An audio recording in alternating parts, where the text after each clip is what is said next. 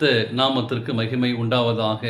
இந்த காலவேளை உங்கள் அனைவரையும் ஆண்டவராகிய இயேசு கிறிஸ்துவின் இன்ப நாமத்தில் அன்போடு வாழ்த்தி வரவேற்கிறேன். 1 பேதுரு 4:7 வாசிக்கிறோம். அவர் உங்களை காணப்படியால் உங்களை கவலையெல்லாம் அது மேல் வைத்து விடுங்கள். இந்த நாளின் செய்தியாக பாரமாக்கி கொள்கிறோம். இந்த ஆவிக்குரிய வாழ்க்கையை நாம் பார்க்கும்போது நீங்கள் நானும் அதை கெடுத்து கொண்டிருக்கிறோம். ஏன் நம்மத்திலே பாரம் வருகிறது?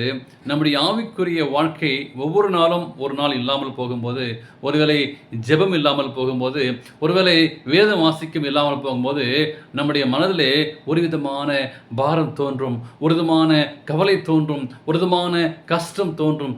ஏனென்றால் அதனின் காலத்திலே நீங்கள் ஒவ்வொரு நாளும் காலையில் எழுந்து ஜெபிக்கும் போது ஆண்டவர் அதனுடைய நாட்களிலே அந்த வழியை நமக்கு தருவார்.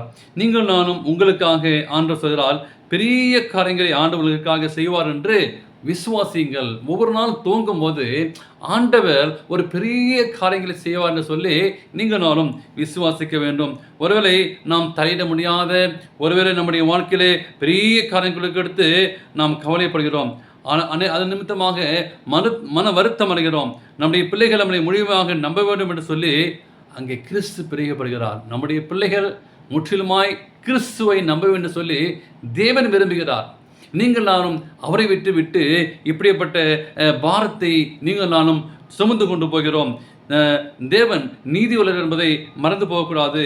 அந்த வாழ்க்கையிலே சிறிய காரியத்தையும் பெரிய காரியத்தையும் நீங்கள் நானும் நினைத்து கொள்ள வேண்டும். கவலைப்பட்டு எப்பொழுதும் குறை சொல்லுவதையே விரும்புகிற பிள்ளைகளாக நாம் இருக்கிறோம். அவருடைய கருத்துக்குள் நீங்கள் ஒப்பு கொடுக்க வேண்டும். தேவன் அதை விரும்புகிறார். கவலைப்படுவதனால் நம்முடைய கழுத்திலே பாரமான சுமைகளை நாமே மாட்டிக்கொண்டு அந்த ஆபத்திலே சிக்கி போகிறோம். எனவே கவலைப்படாமல் இருப்போமாக. கவலைப்படுவதனாலே நம்முடைய நுகத்தை இன்னும் நாம் பாரமாக்கி கொள்கிறோம். எனவே அப்படிப்பட்ட பாரத்திலிருந்து, அப்படிப்பட்ட சுமையிலிருந்து ஒரு விடுதலையை நீங்கள் பெற வேண்டும்.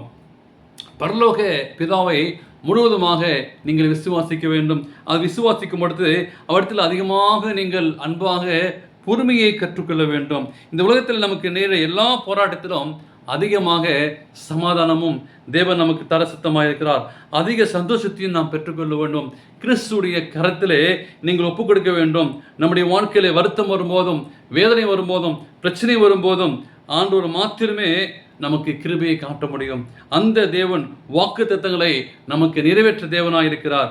ஒவ்வொரு ஆசீர்வாதத்தையும் ஆண்டவர் கொண்டு வருவார். எனவே நீங்கள் நாளும் செய்ய வேண்டியது, நீங்கள் மனம் திரும்பி தேவனுக்கு பிரியமாக நடக்க உங்களை இந்த காலை வேளை ஒப்புக் கொடுக்க வேண்டும். அவர் நுகத்தை உங்கள் மேல் ஏற்றுக்கொண்டு அவருக்கு ஊழியம் செய்ய பிரயாசப்படும் போது ஆண்டவர் உங்களுடைய கஷ்டங்கள் எல்லாம் நீக்கி உங்கள் குழப்பங்கள் கூட ஆண்டவர் மறைத்து விடுகிறார்.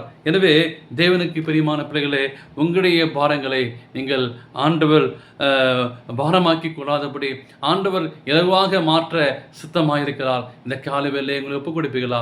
அப்படிப்பட்ட ஆசீர்வாதத்தை பெற்றுக்கொள்ள தேவன் கிருபை செய்வாராக. ஆமென்.